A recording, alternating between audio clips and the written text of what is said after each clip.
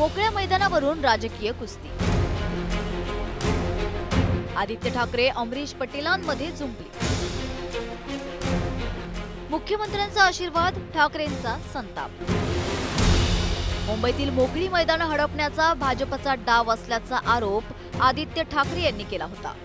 इतकंच नाही तर तब्बल 17 मैदानांचं आरक्षण बदलून ते भाजपच्या जवळच्या लोकांच्या घशात घालत असल्याचा घणाघात ठाकरेंनी केला होता।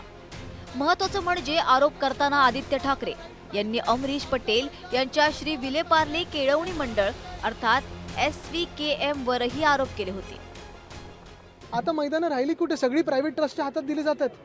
ते कुठचे काय SKVM की SV जे काय ते जी काही ट्रस्ट असेल ह्यांच्यावर ट्रस्ट कोणाचा आहे?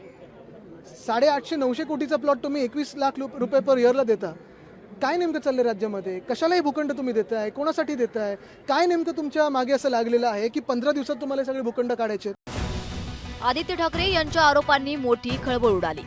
त्यानंतर अमरीश पटेल यांनी आदित्य ठाकरे यांच्या आरोपांना उत्तर दिलंय। प्रक्रिया एकतर्फी किंवा मर्यादित संस्थेसाठी नव्हती, त्यामुळे BMCने राबवलेली ही प्रक्रिया पारदर्शक होती। त्यापैकी SVKM सर्वोच्च गुणाचा प्रथम क्रमांक मिळवला। BMCने 50% रेव्हेन्यू शेअरच्या आधारित आम्हाला दिलेला आहे। सर्व कॅपिटल मेंटेनन्स ऑपरेशन खर्च SVKM 10 वर्ष करणार आहे। याशिवाय BMCला अतिरिक्त आर्थिक लाभ मिळणार आहे। दरवर्षी 1 लाख फी वेगळी, 25 लाख परफॉर्मन्स गॅरंटी आहे।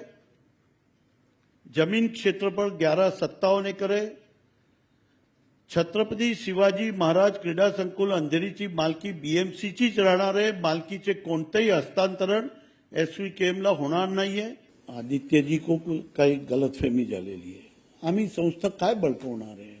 संस्था काय लोकांची आहे आणि लोकांसाठी करतोय आम्ही। खाजगी माणूस असेल, खाजगी काहीतरी संस्था, आता 7 लोक टेंडर भरले, ते सगळे खाजगी आहे। आम्ही एकटेच ट्रस्टवाले लोक आहोत। तर ट्रस्ट काय खाजगी काय खाऊन जाणार आहे ते? तर त्यांना काहीतरी गलतफहमी झाली आहे असं माझं मत आहे। त्यांनी जर आम्हाला कोणाला तरी त्यांचे लोक इथे पाठवले तर मी त्यांना समजून सांगू शकतो। अमरीश पटेल यांनी आकडेवारी सांगत आदित्य ठाकरेंच्या आरोपांचं खंडन केलं।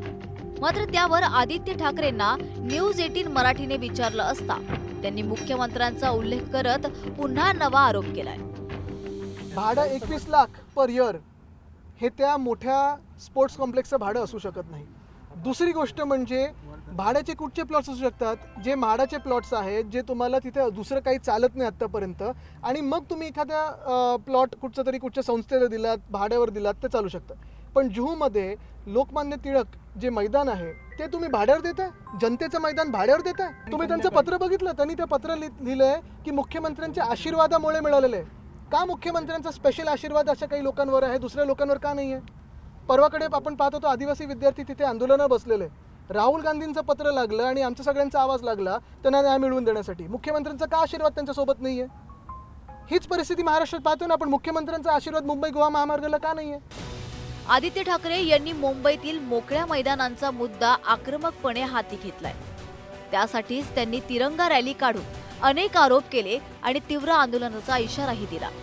त्यामुळे आता पुढील काळातही मुंबईतील मोकळ्या मैदानांवरून राजकीय कुस्ती रंगणार आहे। Bureau report, news 18 Marathi.